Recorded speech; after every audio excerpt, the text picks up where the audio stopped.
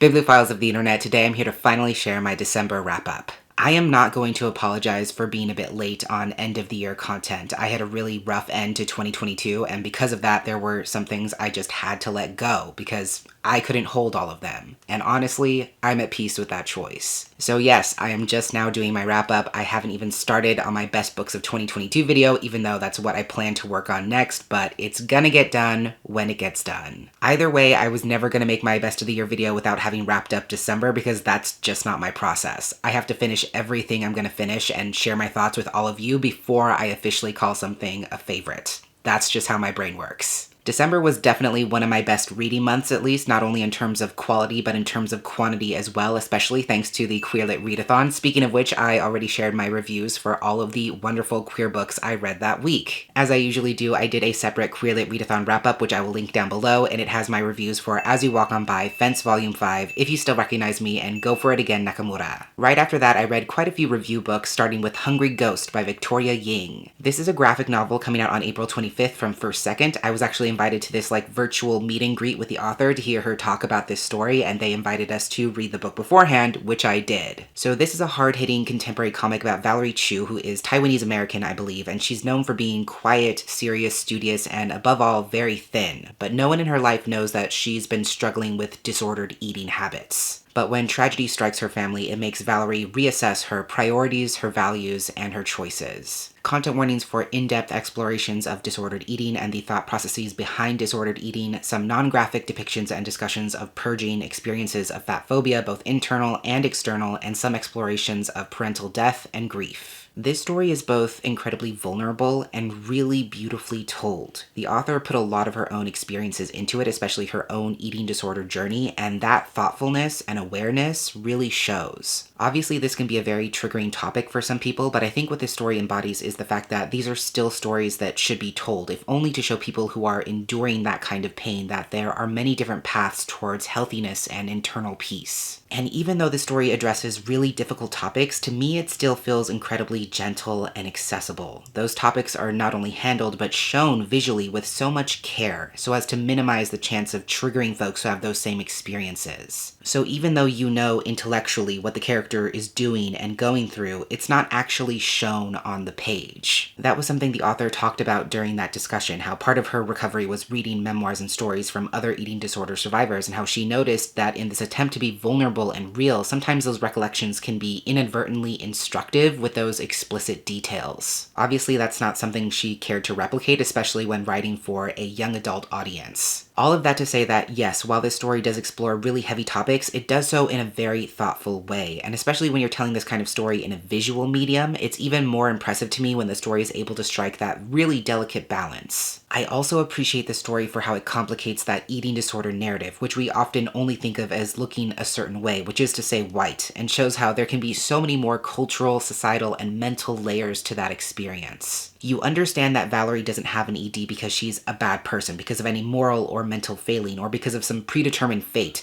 but because she was taught from a very young age to have a really bad relationship with food, and by extension, a bad relationship with herself. There's definitely a cultural aspect to it as well, especially when Valerie's self-worth is so tied up in that model minority myth, where people, especially of Asian descent, are expected to be perfect in every imaginable way in order to be seen as human, and why would that not also extend to their weight and their appearance? There's also an unattainable beauty standard for Asian women who people expect to be very tiny and delicate. So there's all these cultural and societal messages about how Valerie should be, what her body should look like, and it's all presented to her under the guise of being for her health and happiness and success. And that's a really dangerous message, because when you convince someone that their happiness is inextricably tied to their appearance, that can so easily go the other way, because by associative property, that means your unhappiness, your failings, your insecurities are also tied to your appearance. So that's a misconception Valerie has to confront within herself, and she also has to confront the ways in which her ED keeps her at arm's length from fully experiencing and living her own life. It's very rare for a book to make me cry, and even more rare for a comic, but this story definitely made me shed a few tears, and not during the overtly traumatizing moments you would expect to be emotional, but in those quieter moments where Valerie is having to learn what self-love, self-care, and reclaiming your own power can look like. So this is definitely a hard-hitting story in some ways, but it's also balanced out by this really soft art style, incredibly deft and thoughtful visual storytelling, and a really empathetic narrative lens. I think it's going to help a lot of people while minimizing harm, and if you can engage with these topics, I would definitely recommend it. I gave it 4 stars. The next galley I read was For Couplets by Maggie Milner. This is coming out on February 7th from FSG Books. As you might guess, it's a novel written in verse, and it's a queer contemporary adult story about one woman's coming out and coming of age a little bit later in life. So this nameless narrator has a boyfriend, they live together, she's a writer, she's checked off all those adult boxes, but she secretly dreams about being with women, and when her relationship starts spiraling downwards, she realizes that this might be her chance to explore those feelings. So she meets a woman at a bar and falls headfirst into this whirlwind relationship that's going to introduce her to queerness, polyamory, kink, shame, love, and even some loss. Content warnings for explorations of a past abusive relationship, some descriptions of depressive episodes, and explicit sexual content. This story really took me by surprise. It wasn't really on my radar, but once I picked it up, it really swept me away with its emotional clarity, especially the way it uses form to so effectively convey the speaker's journey through questioning and exploring the self. Especially because it's written in verse, I feel like I have to talk about the use of form, which is so incredibly smart. Couplets especially are some of the hardest rhyming patterns to pull off in modern poetry because it follows a very specific syllabic pattern, even though it seems like it should be so basic to write 2 rhyming lines. But it's really not. It's actually really hard to do without sounding sing-songy or antiquated. A big reason why we don't see a lot of couplets or other traditional poetic forms in modern poetry is because of those constraints, and because there's this conception that form poetry is a thing of the past. We so closely associate couplets specifically with writers like Chaucer and Shakespeare, and so the challenge of taking a form that is in many ways antiquated and making it feel modern and effortless is an incredible feat that I think Maggie Milner has actually accomplished in this. So I think that juxtaposition of a quote-unquote antiquated poetic form paired with these very modern, very liberal topics of queerness, kink, polyamory, and sex makes that form feel fresh and exciting, while also being the perfect conduit to decisively convey this feeling of reflection and wistfulness. I think you also have to know how to read poetry to fully appreciate what Milner is doing here, because if you read the story line by line, it can feel kind of sing-songy, kind of like a nursery rhyme. But if you read it by the phrasing, you can appreciate how Milner is able to create those perfect rhymes, not as a defect, but as a key feature that also doesn't hamper down the storytelling process. But to talk about the actual story, I just really felt the emotion of the speaker coming through on every single page. There's a feeling of longing, desire, and confusion that comes with exploring this new part of herself, and trying to reconcile those new experiences with her past experiences is quite the process. That's also why couplets work so well on a metaphorical level, because you have a narrator who's caught between 2 lovers, 2 identities, 2 versions of her life, and really 2 versions of herself. I know I said it would stop talking about form, but that's also what makes it such a satisfying story to read, because couplets, by definition, resolve themselves. And even though the speaker is going on a really disruptive and unsettling journey of self-exploration with so many ups and downs, you can trust the story to resolve itself, at the very least in the poetic sense. I also appreciate how this story alternates between couplets and these interludes of longer form prose poems written in second person, which I think not only marries the speaker's and reader's perspectives, but also offers the opportunity for more in-depth character work and scenes. So again, I just really love what this story is doing. The limited real estate, so to speak, of the couplets really allows the speaker to lay themselves bare and voice some very vulnerable, powerful thoughts, but it still creates one cohesive story with a clear beginning, middle, and end. I think the form can be limiting in terms of character development especially, but I still really enjoyed this. I sincerely hope that Maggie Milner puts out a poetry collection soon, because I would definitely read it. I gave this a solid 4 stars. The next arc I picked up happened to be from the same publisher, and that was Ordinary Notes by Christina Sharp.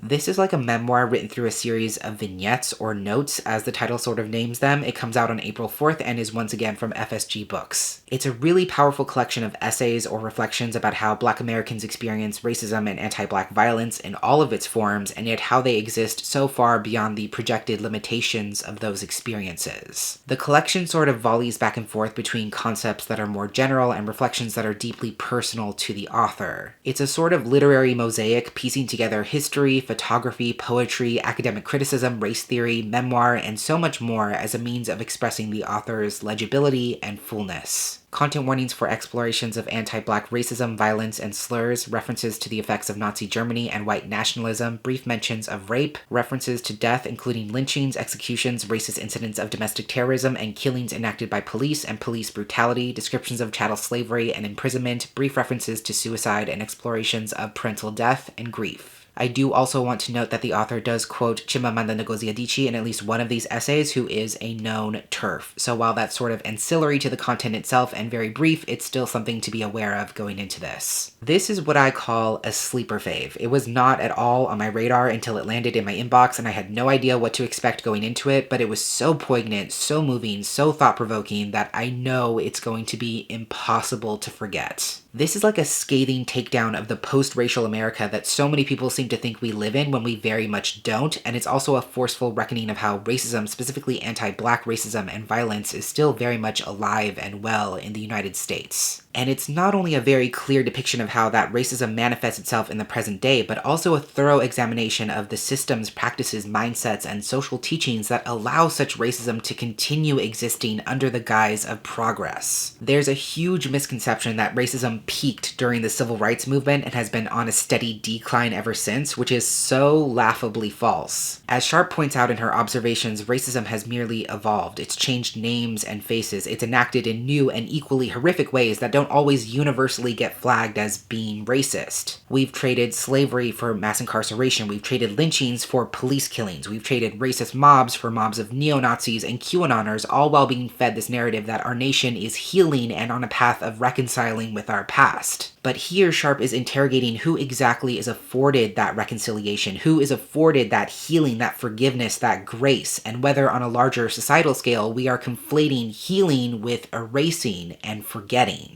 There's this notion that if one accounts for or takes ownership of any harm that's been enacted, then the harm resets itself to zero and no longer has any kind of impact, which is fundamentally untrue. Individuals cannot account for the larger systems that are at play, the systems that still allow racism to not only exist, but to thrive out loud in the open, and in this collection, Sharp forces the reader to sit with that unalterable guilt. But at the same time, this is also a deeply personal series of reflections where Sharp is saying, this is the country I grew up in, this is the reality of my world and my life, and also I'm so much more than just the racism and pain that people think defines my existence. Ordinary Notes is also a love letter to the people and experiences that shaped the author into who she is today, to all of those circumstances that taught her a vocabulary through which to understand and love herself as an incredible queer Black scholar whose life and work is worth so much. I think that's what really struck me about this the most, the fact that through these really accessible snippets of thought, Sharp allows the reader to traverse some really big, intimidating topics while never diluting the truth of those experiences. Yes, this book reflects on history, race theory, white guilt, all of those things, but it's also a beacon for others to show that there is a way to be legible, to be fully human, and to stand in your beauty and power and self-worth without shrinking yourself to fit into any kind of easily digestible, monolithic expectations. I know for sure that I am not doing this book justice. I think it's so clever in its structure, ambitious in its premise, and successful in how it executes and expresses that perspective. I am now a fan of Christina Sharp, and I gave this its well-deserved 5 stars. Then it was Tome Topple, and as I predicted in my TBR video, I was only able to read 1 tome this round, but honestly, with the month I had in this economy, I am definitely counting that as a success. So the 1 tome I listened to was The Final Strife by Sara Al-Arifi, and I got the audiobook from my library, which features interludes by Dominic Hoffman and is read by Nicole Lewis. This is the first installment in a new queer fantasy trilogy. It's set in a world inspired by both African and Arabian mythology, and it's following 3 women who band together against an empire that divides its citizens by the color of their blood. In this world, red bloods are the highest social class, blue bloods are the poor working class citizens, and clear bloods are the oppressed servants and slaves. Scylla has been raised by the resistance and told her entire life that she's meant to lead a rebellion that will overthrow the ruling class. Anur is the daughter of one of the most powerful leaders in the empire, but her mother resents her and believes that she's useless. As a clear blood, Hassa moves through the world fairly invisibly and largely escapes the notice of the upper classes. She's also close friends with Scylla, who realizes that they can use Hassa's social status to gather intel and secrets. When the story starts, a series of trials is beginning that will determine the next generation of rulers in this empire, setting the stage for blood to flow, sabotage to be enacted, and possibly for an empire to burn. Content warnings for explorations of slavery, some descriptions of mutilation, torture, and executions, references to contagious illness, some law enforcement brutality, drug use and drug addiction, experienced fat phobia, descriptions of blood, injuries, and seizures, and some allusions to child abuse. Also, a quick note on representation, Sila and Anor are both queer, and Hassa is a double amputee who's also mute and uses a form of sign language to communicate, and she's also trans. I definitely enjoyed the time I spent with this. It's a striking and fast-paced series opener that's so delightfully tropey, from the epic tournament to the stratification of social classes, but it's still able to feel exciting and fresh. To me, what really stands out the most in this first installment are the characters. They are the shining stars. They're so distinctive and have such strong and opposing personalities that it's just fun to read about them interacting together because they make for some very complex dynamics. When I first saw how long this book was, I was definitely a bit intimidated, but I have to say, listening to it felt really accessible just because the dynamics between the characters were so comfortingly familiar, and there's so much action to wrap your head around that there's really no chance to feel lost within all those pages. Could it have been a bit tighter? Sure, but I don't think that's a knock against it by any means. I especially enjoy that classic grumpy sunshine dynamic between Sila and Anor. I also have a weakness for that trope where one character nurses another back to life, and also when two characters engage in a mutual exchange of knowledge and skills, and this book just happens to have both of those things. At its heart, I think the story is grappling with the question of how we go about changing and disrupting oppressive systems. Is it better to bide your time and destroy them from the inside, turning the existing structures against themselves, or is it better to destroy them completely? And with either path, what exactly is at stake and what might be lost in either process? It's a really great question, and I'm sure it's going to take the entire trilogy to explore, but I thought this was a really solid start. I do kind of wish the story was more equally split between the three characters, because Hassa is kind of on the outskirts of the story, which kind of sucks because she's already on the outskirts of society, but that could definitely be rectified in the rest of the series. So with that and a few minor pacing things, this was still a solid 4 stars. After that, my wonderful patrons voted for me to read White Horse by Erica T. Worth, and I listened to the audiobook read by Tanansin Carmelo. This is a dark, gritty, indigenous horror story about Carrie James, a self-proclaimed urban Indian who loves heavy metal, ripped jeans, and Stephen King books. When she was only 2 days old, her mother abandoned her and then was proclaimed as missing, and eventually the authorities assumed her to be dead. But when her cousin Debbie finds an old family bracelet that may have belonged to Carrie's mother, Carrie is forced to confront the secrets of her family's past. Not only that, but the bracelet itself is actually haunted. Carrie starts having horrific dreams and visions, she feels like she's being hunted by some kind of creature, and she finds that all of these terrifying experiences are leading her closer and closer to discovering the truth about her mother's disappearance. Content warnings for parental abandonment, death, and grief, depictions of alcoholism and past drug abuse, experiences of ableism and ableist language, explorations of racism, colorism, and colonization, references to misogyny and abuse, mentions of suicide, suicide ideation, and survivor's guilt, brief references to past sexual abuse, and some gun violence. Before I get started, I do want to share that my friend Bear has an author interview on their channel with Erica T. Worth where they talk about this book, the inspiration, the writing process, more about the characters, and cultural context. I will have that down below, and you should definitely give it a watch. I had a great time with this. It's a fast-paced, thrilling, mysterious story centering an incredibly messy, fucked up character, which is absolutely my jam. And I thought it was also such an innovative take on the concept of being haunted that has so many metaphorical and emotional layers that really build as the story goes on. I think the way the story blends horror and mystery especially is so interesting because often when characters are being haunted, it's a very unsettling, disturbing, frightening experience that they're often trying to escape from at any cost. But in Carrie's case, yes, these visions are disturbing, but she also realizes that they're clues, that the monsters and ghosts appearing before her are trying to lead her towards truth and healing and acceptance, even if the process of getting herself there hurts. That's why I really appreciate this, because it's not just scary stuff for the sake of there being scary stuff. There's a purpose, there's a pattern to these hauntings. They're not just terrorizing the main character, but leading her on a greater journey where she has to embrace that discomfort rather than trying to conquer it outright. I've said this before, but the horror stories that I enjoy are the ones that have deep social commentary, that elevate real-life issues or horrific truths and take them to a literal place, turn them into something the characters have to physically or tangibly confront that can no longer be denied. I think one of the horrific truths that this story is trying to unearth is how Indigenous communities are gatekept from their own history, from their own knowledge, from their own beliefs and values, and sometimes even language or identities because of the ongoing legacy of colonization. Because of the historic erasure and continuous violence against Indigenous peoples, from genocide to forceful removal to Indigenous children being taken from their families, and so many other atrocities,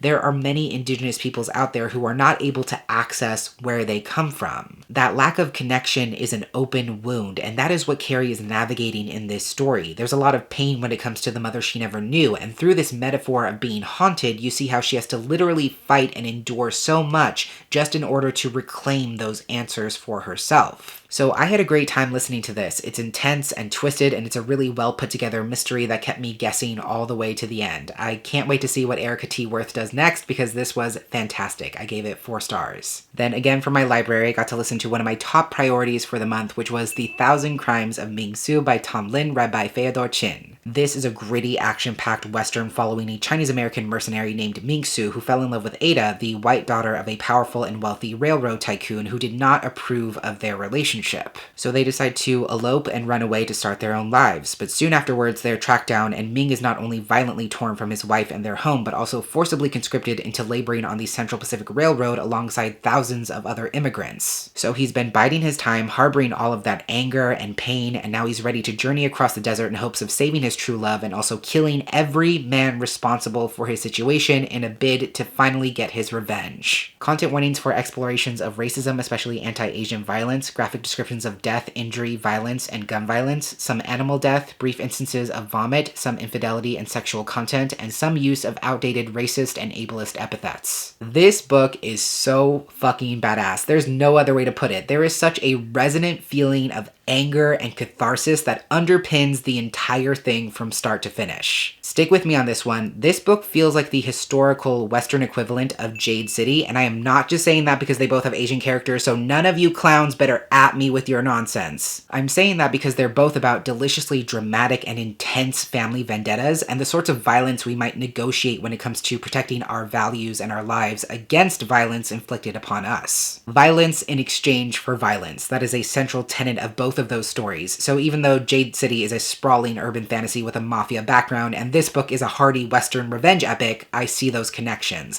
And I think Call Hilo and Ming Su could be best friends. Anyways, I enjoyed this so much. It's exactly what's outlined in the synopsis. You know what to expect going into it, and it delivers at every single turn. It is so supremely satisfying to follow this character on his mission to exact bloody and righteous vengeance. I'm not huge on Westerns. I don't think that's a secret. If I'm reading or watching something that has that old Western vibe, it has to have a really good hook or engage with that time period in a meaningful way, and this story just happens to do both those things. Most Westerns in modern media are painfully whitewashed. When we're telling these stories about cowboys roaming the desert, having their adventures, doing whatever it is they do, very few stories acknowledge that most cowboys were actually people of color. So to have a Chinese-American immigrant at the center of this Western is a great reclamation of history as it actually was. Not only that, but as you can tell from the synopsis, the story is also in part confronting the history of how immigrants, especially Chinese immigrants, were used as labor to build out the transcontinental railroad system. Technically, at least some of them were paid for that labor, but not nearly enough as they should have been, and it was definitely an abusive, unjust system through which those workers were horribly exploited within an inch of their lives. So to have a character who's experienced that firsthand and is now taking that trauma and using it as fuel for his revenge fantasies is just a top-notch concept. You have this hardened, bitter man who's been broken in so many ways but refuses to stay down, who always keeps the exact perfect amount of rounds in his gun chamber and a railroad spike that he keeps sharpened religiously to stab into the hearts of his oppressors.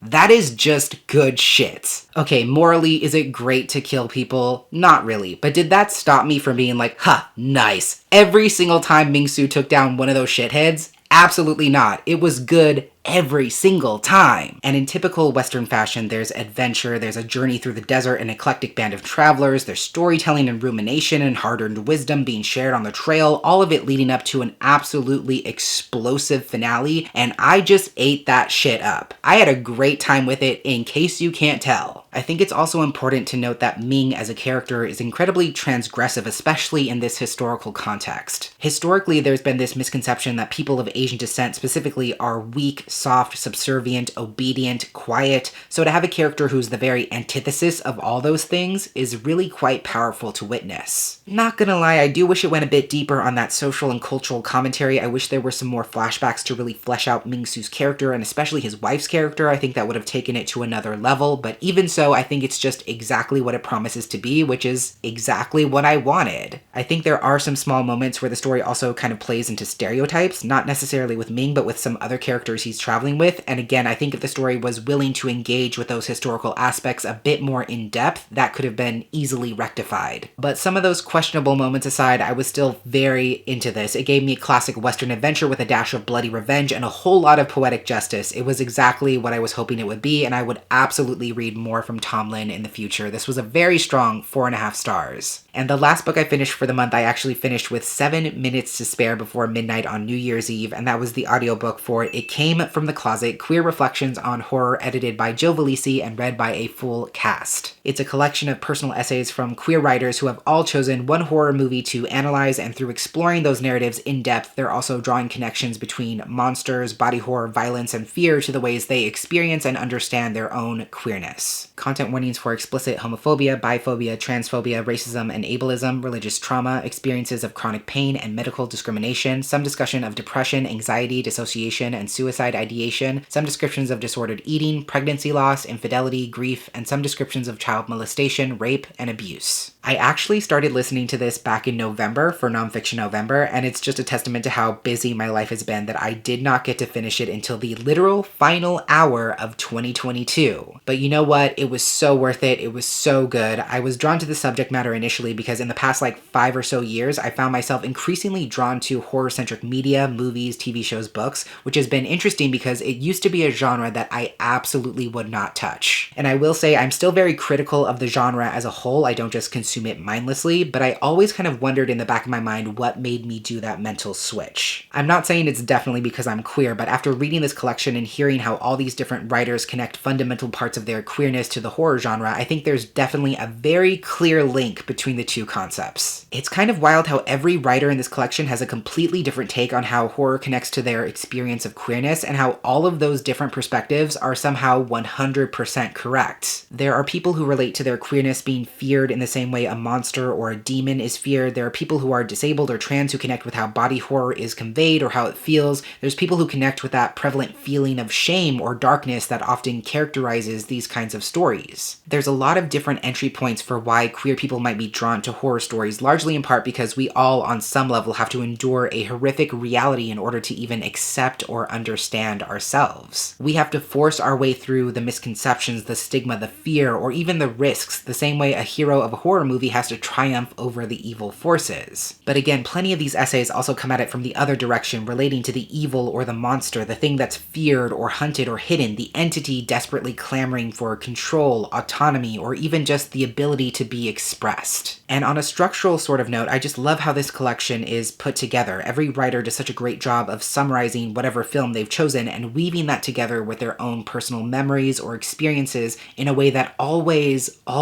lands. And I also appreciate how each chapter title includes whatever movie is being discussed. That way, if you're not interested, if you think the topic matter might be triggering, or maybe you just don't want to be spoiled, it can easily be skipped. I personally didn't mind being spoiled on anything I hadn't seen yet, mostly because when I don't have a concrete frame of reference to pull off of, my brain just immediately deletes that information. But if you do want to avoid spoilers, it's very, very easy to do so. I just gained so much insight from this collection that I am not nearly smart enough to articulate. It is so thoughtfully put together, it's incredibly accessible, and I think it's a great read whether you're a horror enthusiast or you don't watch any scary stuff at all and just want to learn more about the connection between scary movies and queerness. Definitely one of my favorite listening experiences of the year, one of my favorite books, nonfiction or otherwise, and one that I would highly recommend to a lot of different people. So I gave this 5 stars. So those are all the books I read in December. Reading-wise, it was a really good month, and I'm hoping to carry that energy over into 2023. If you've read any of these books yourself, definitely drop a comment down below and let me know all of your thoughts. But that is everything I had to share for today. Thank you so much for watching, and until next time, educate yourself, be kind to yourself, take care of yourself, and I will catch you on the flip side of the page.